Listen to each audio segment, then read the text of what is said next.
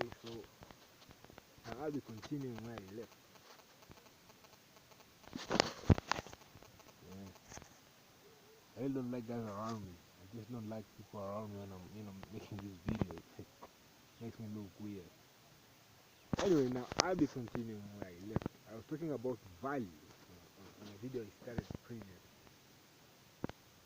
I talked about how a house, which specifically is that house right there, I was just in a different place recording it, and I referred to it as a valuable asset. Also, it appreciates in value compared to, say, a car.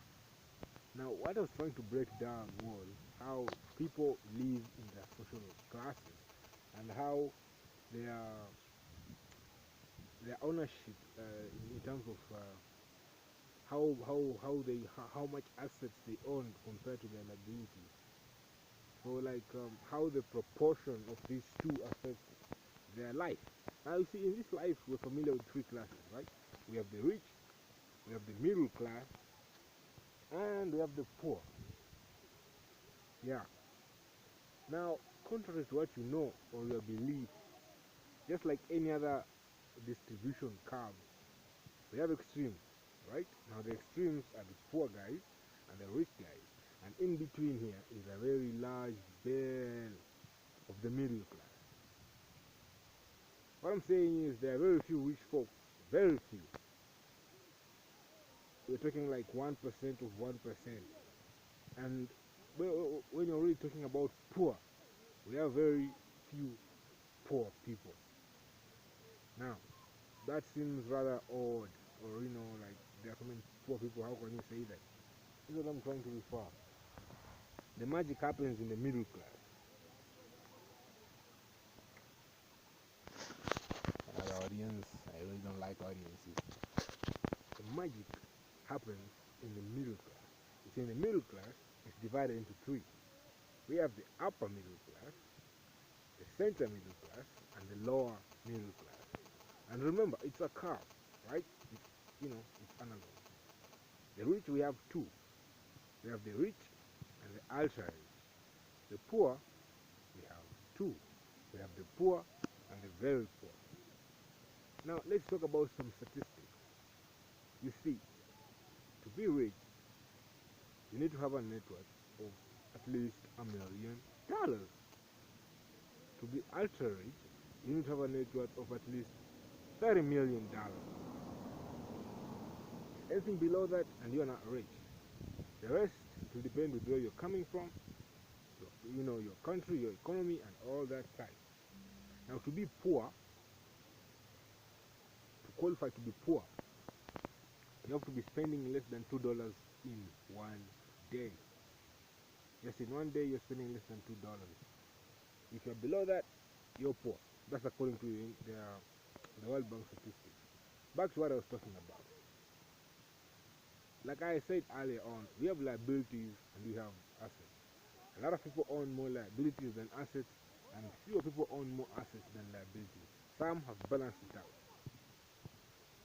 And how can these two affect your life? You see, a regular guy living life, say, has a steady income, has a house, but the house they live at is not an asset. Say they've rented it.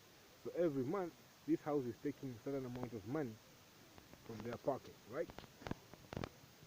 Then they have bills. Say they have kids. The kids are going to school. It's called investing in your children. The kids are going to school. And, maybe he has a car, he's driving, fuel, insurance, and all that. By the end of the month, the guy makes a budget, and like all his income is used up.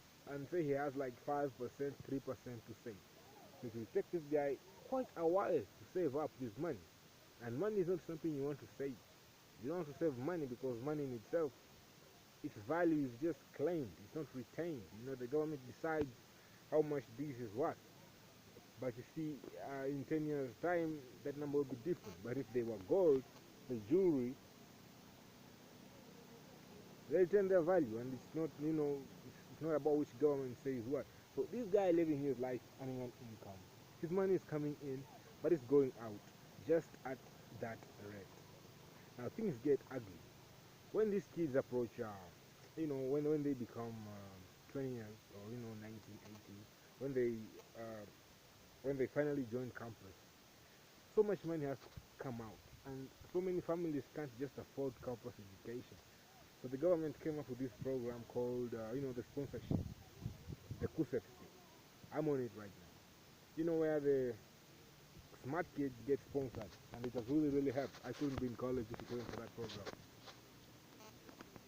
So when this time comes, the parents really have to dig deep in their pockets and get a lot of money to put it in their kids' education.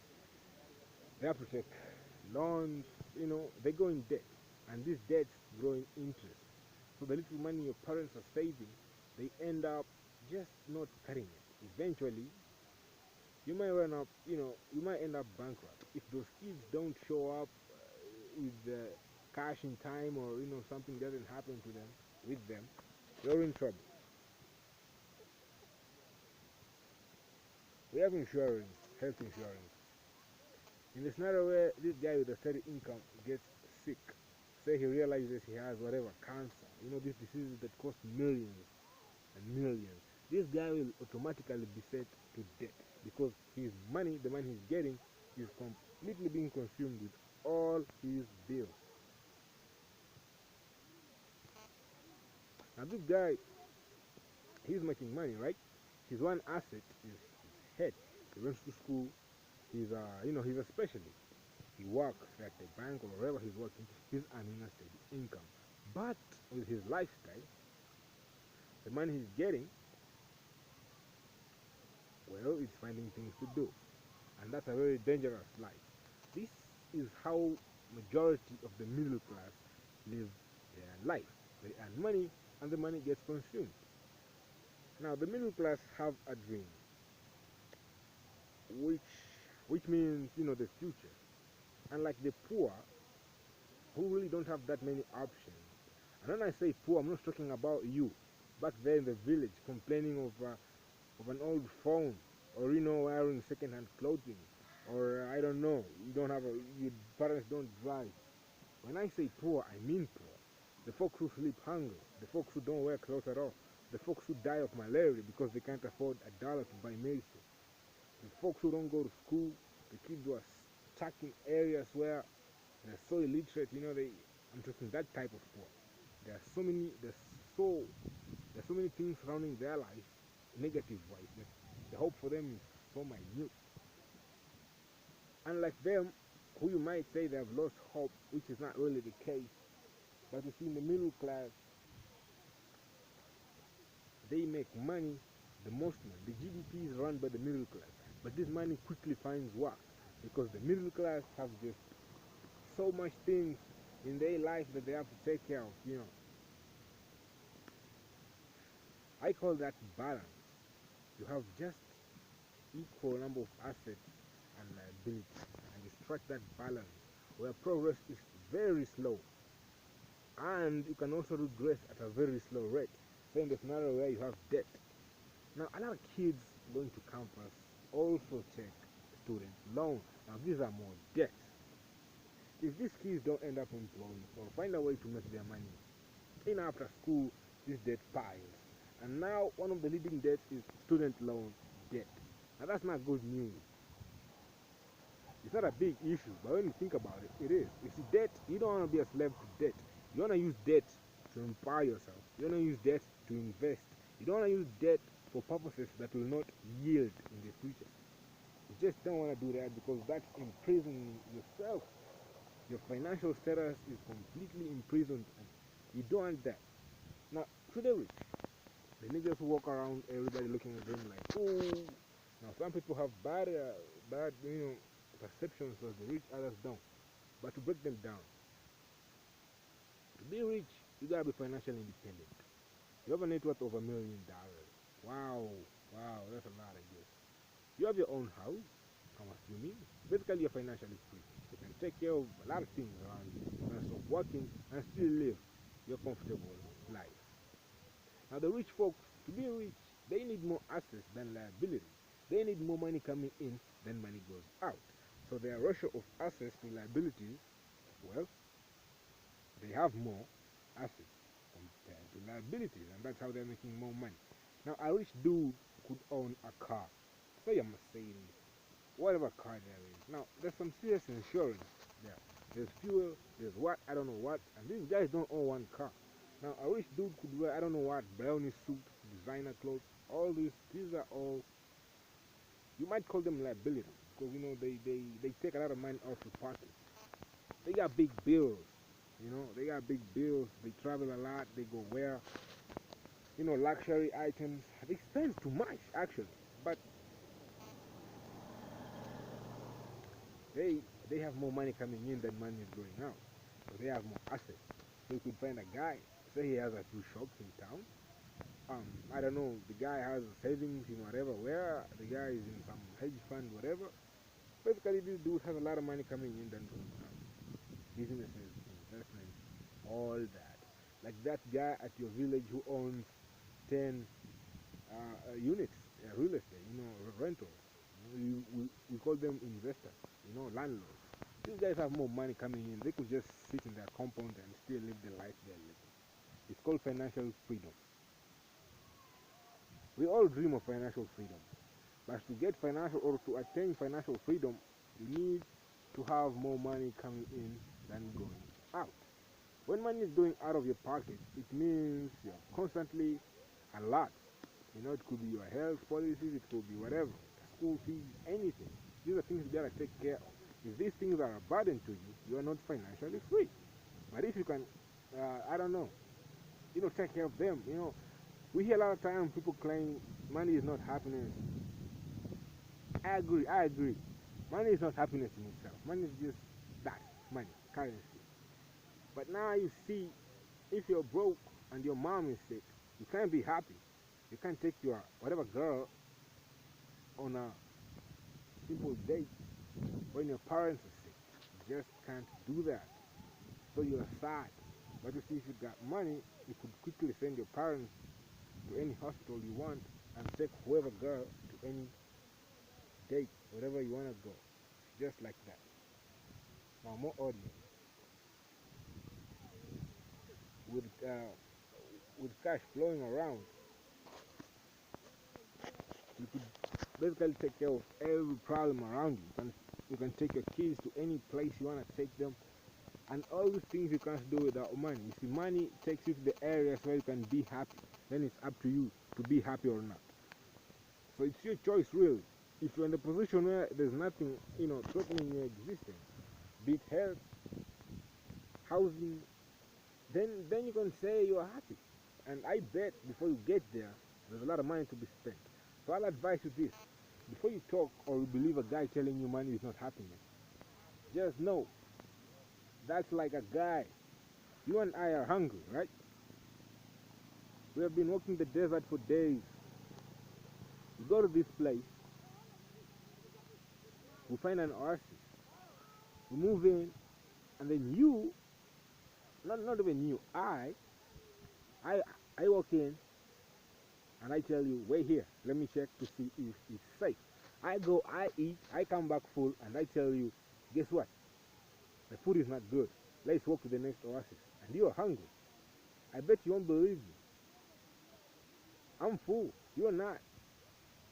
You will have to eat before we can both decide, let's walk on to the next place. When a guy is telling you money is not happiness, they might have experienced some money in their life, and they're telling you to just move on where you are, or set your sights someplace else. Don't believe that guy. Just don't.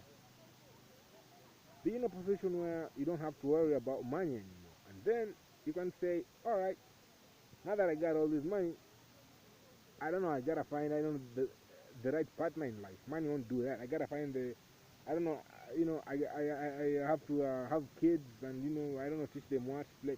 Now, all those things don't depend on money. But you see, without money, you just can't do a lot of things right. Back to what I was talking about, value. As you move on in life, you need to really be careful. You see, life is very short. I just hit 21 today. Damn. Damn. I was 19, just, I don't know. Anyway, life is rather quick. And as you progress through life, Be careful with what you're collecting. You gotta be uh, you gotta be certain to get more assets in life than liabilities. Try to cut on the liabilities and make sure that as you age, you have more things of value and not things that don't have value. All right.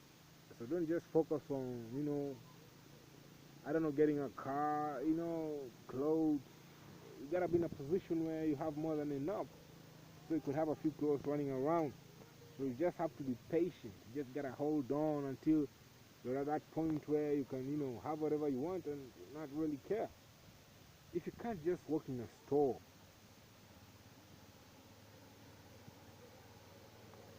a lot of times people work in stores, they are, they're divided. You look at three pairs of shoes and they're like, I really like them both, but I can't buy them all. If only I had the money to buy them both. So you buy one and you say, I'll come back for the other shoe. And you go and overwear the other shoe, that by the time you're coming to buy this other shoe, you're throwing the other shoe. So at any given time, you only have one pair of shoes. Now, what if you waited? Because, let me just wait and let's see if I can have enough money. And say with that money, do something with it. I don't know, just whatever. You could save it in a fixed interest account, whatever. By the time you're getting this money to buy the shoe again, now you have two pairs of shoes. You want to overwork these shoes. If you can't work in a store and buy two, three pairs of shoes at once, you don't deserve to have shoes. Just don't wear shoes. Don't focus on shoes. Go get a cheap shit and walk around with it. If you can't walk in a boutique and walk out with a rack full of clothes, every clothes you want, including ones you're going to just give out, don't put your attention on clothes. Whatever you're trying to do, you won't achieve it. Trust me. See, there's just no point in having few nice things. When you're having nice things and everybody doesn't, people really, put so much pressure on you. And eyes are not really the best thing. People are like, alright, I saw him with that t-shirt. Okay, I see you, bro. What you gonna rock next time? And then you rock the same t-shirt and it's like, oh, it's probably fake. And you probably put your 2 year savings on it, but if you can't just walk in a car in a car's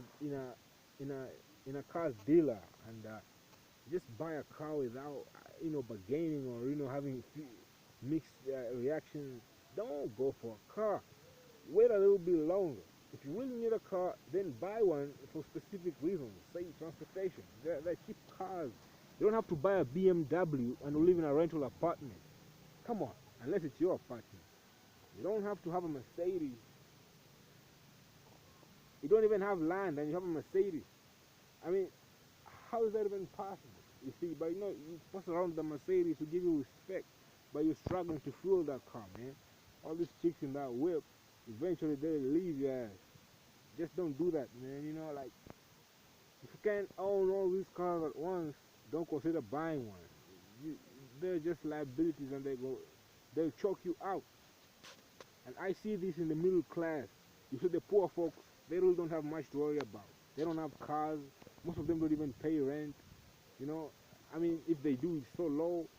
What the poor folks worry about is what they'll eat.